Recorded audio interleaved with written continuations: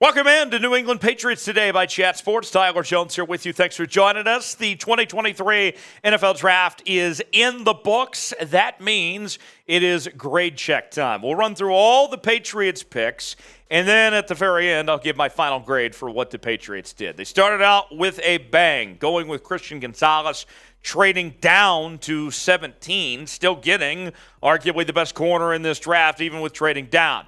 Then Keion White, the edge rusher from Georgia Tech, the Patriots picked up at 46.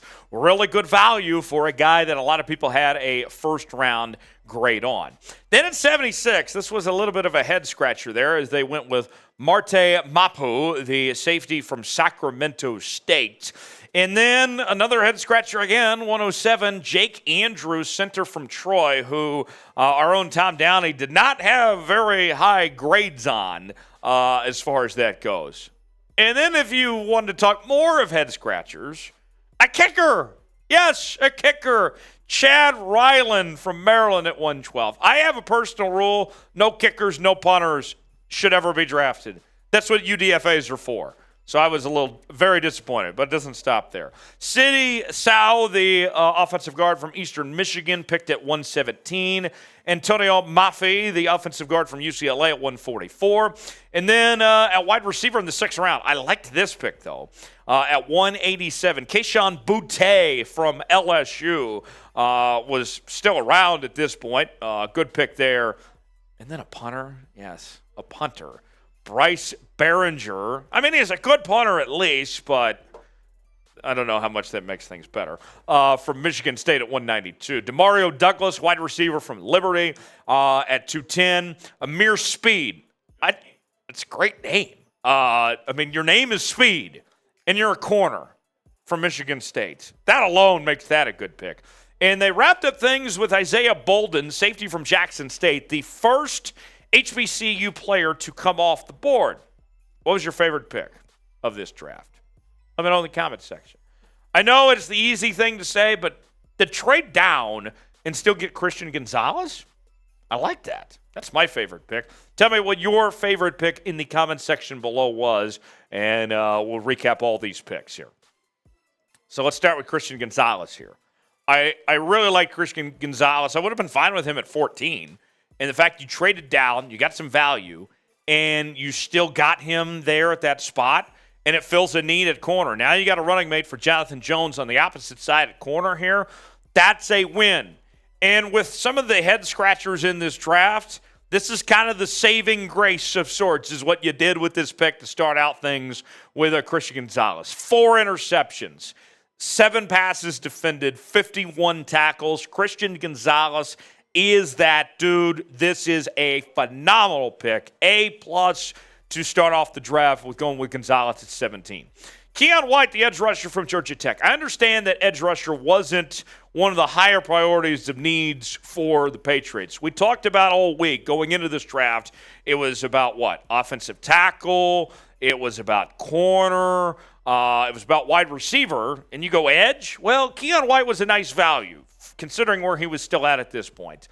Some people we mentioned had a first-round grade, made a major jump in production last season after transferring from Old Dominion. Step up in competition, go to the ACC, and he was ready for the task. Very gifted athlete with his size and speed, still developing as a well-rounded player, but he's also already 24, so he's not a spring chicken as far as that goes.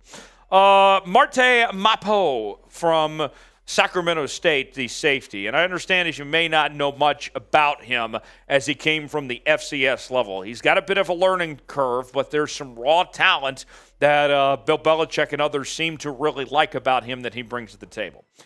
Chad Ryland.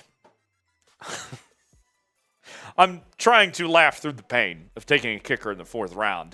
Chad Ryland, the pick from Maryland here. And I was reading that in his college career, he missed 5 extra points. It's a little concerning. Remember, in college, they kick the PATs from the 2.5-yard line. The thing I do like, though, is he is also a kickoff guy. He's not one of these kickers that just sits on the sidelines drinking Gatorade when the kickoff is going on. So he does both, plays kicking and kickoff specialist. Sidy Sow, offensive guard from Eastern Michigan. comes into the fold here in the 4th round. 5-year starter. He's got a lot of experience that he brings in. He really bullied competition in MACtion, especially in the run game. Not a bad mover, but not as good on film as testing would necessarily suggest. So Sidy Sow, I think, has a lot of potential as far as that goes. So we'll see what Sidy Sow brings to the table there. This one for me, I thought, was some good value. Atonio Mafi, the offensive guard from UCLA, and he was one that I know that I criticized Belichick for some of the reaches that he made in this draft, but this one with Mafi was a guy that I expected to go earlier. This was a good find from Belichick to get him at 144, and now you got some competition at the offensive guard spot there. Tomorrow, we are going to go over the UDFAs here on the channel, all of them.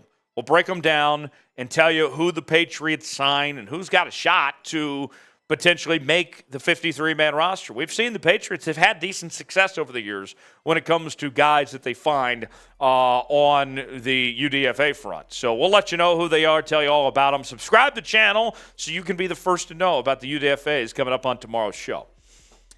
Kayshon Boutte from LSU. Boutte was a guy that I recall wasn't not too long ago.